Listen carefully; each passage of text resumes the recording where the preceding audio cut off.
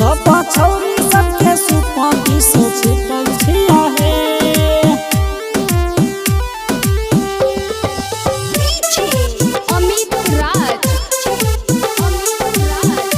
सब छौरी सबके सुपाती से छिटल छिया हे।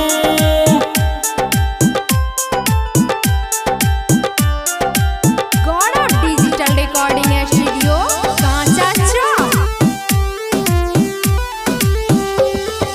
लाबा छिटा हो दुल्हा लाबा छिटा हो, लाबा छिटा हो दुल्हा लाबा छिटा हो, अपन आमा के सुपति से लाबा छिटा हो, अपन आमा के सुपति से लाबा छिटा हो।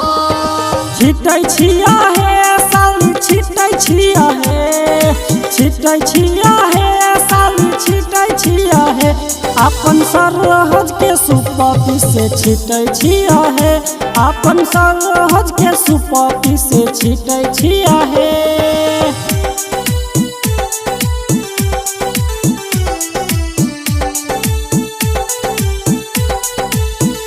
सब छौरी सबके सुपाती से छिटै छिया हे।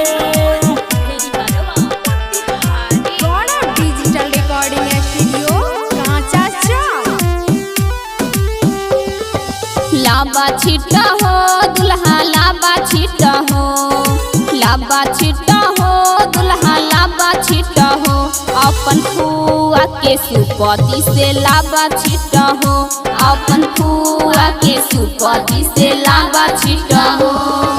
छिटै छिया हे साली छिटै छिया हे, छिटै छिया हे साली छिटै छिया हे, तोहर बहिनी के सुपति से छिटै छिया हे, तोहर बहिनी के सुपति से छिटै छिया हे।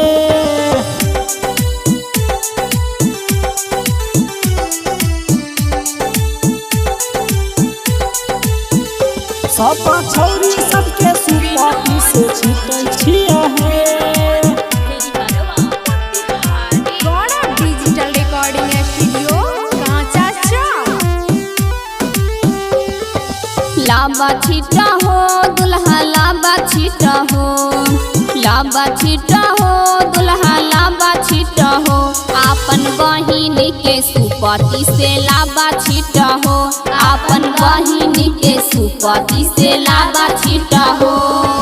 छिटै छिया हे साली छिटै छिया हे, छिटै छिया हे साली छिटै छिया हे, सब छौरी सबके सुपति से छिटै छिया हे, सब छौरी सबके सुपति से छिटै छिया हे। गौरव डिजिटल रिकॉर्डिंग स्टूडियो कांचा चौक।